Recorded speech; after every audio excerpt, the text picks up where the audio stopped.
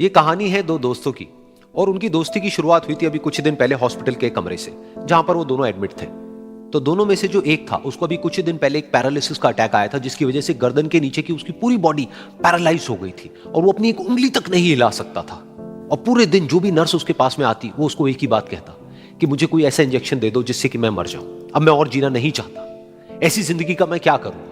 तो उसका जो दोस्त था उस कमरे में, क्योंकि वो चल फिर सकता था, तो रोज सुबह और रोज शाम को उस कमरे में खिड़की थी उसके पास में जाकर के खड़ा हो जाता और अपने दोस्त को बताता कि उस खिड़की के बाहर क्या चल रहा है। बिल्कुल नीला आसमान है, सफेद बादल है, हल्की हल्की हवा चल रही है और कुछ पंछी उड़ रहे हैं। एक बहुत ही सुंदर बीच है जहां पर कुछ बच्चे मिट्टी के घरौंदे बना रहे हैं।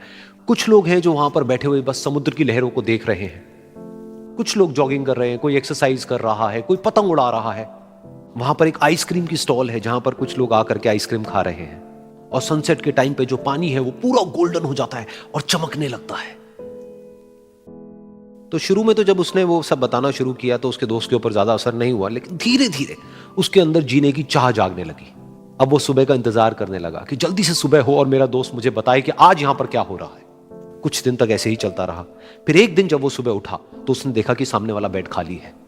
फिर उसने नर्स को बुलाया और उससे पूछा कि क्या वो डिस्चार्ज हो गया है। तो नर्स ने कहा कि आपको तो उन्होंने बताया होगा, उनके पास कुछ ही दिन बाकी थे और कल रात को ही उनकी डेथ हो गई है। ये सुन करके उसके अंदर की उम्मीद पूरी तरह से टूट गई, क्योंकि सिर्फ उसका दोस्त ही था जिसने उसको बाहर की दुनिया से जोड़ा हुआ था, जिसकी वजह से वो जान पाता था कि बाहर क्या हो रहा है और ये दुनिया कितनी खूबसूरत है। तो कुछ दिन तक तो वो रोता रहा और उसने जीने की चाह छोड़ दी। लेकिन दूसरी ही तरफ से उसके अंदर कहीं ना कहीं एक नई चाह पैदा हुई कि काश मरने से पहले एक बार मैं खुद अपनी आंखों से देखूं इस खिड़की के बाहर कि दुनिया कैसी है। जैसे जैसे उसकी ये चाह बढ़ने लगी, उसको अपने अंदर एक अजीब सी एनर्जी महसूस होने लगी। और फिर एक दिन उसने अपनी पूरी ताकत लगा दी और किसी तरीके से वो बेड से नीचे गिरा और पकड़ पकड़ करके किसी तरह से उस खिड़की तक पहुंचा। फिर उस खिड़की को पकड़ करके वो खड़ा हुआ और खिड़की के बाहर देख लिया। लेकिन खिड़की के बाहर देखते ही वो गुस्से से भर गया। उसने जोर से नर्स को आवाज लगाई और जैसे ही नर्स आई उसने नर्स से पूछा, ये तुमने क्या किया, ये खिड़की के बाहर काली दीवार क्यों खड़ी कर दी। तो नर्स को समझ नहीं आया वो क्या बोल रहा है और वो बोली कि मुझे 5 साल हो गए हैं यहां पर, जब से मैं आई हूं तब से तो ये काली दीवार यहां पर है।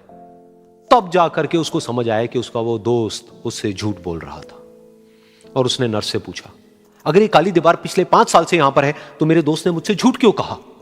तो नर्स थोड़ा सा मुस्कुराई और बोली कि मैं ये तो नहीं जानती कि उन्होंने आपसे झूठ क्यों कहा, लेकिन मैं इतना जरूर जानती हूं कि जो भी कुछ उन्होंने आपसे कहा उसी वजह से आप अभी अपने पैरों पर खड़े हैं। तो इस कहानी से हमको यह सीखने को मिलता है कि जो हमारे शब्द हैं, जो हमारे वर्ड्स हैं, जो हम अपने मुंह से बाहर निकालते हैं, उसमें इतनी पावर है जिसकी कोई हद नहीं है। वो किसी आदमी को गिरा भी सकते हैं और उसको उठा भी सकते हैं। तो अब आपके ऊपर है कि आप अपनी इस पावर को यूज करते हो या मिस यूज करते हो।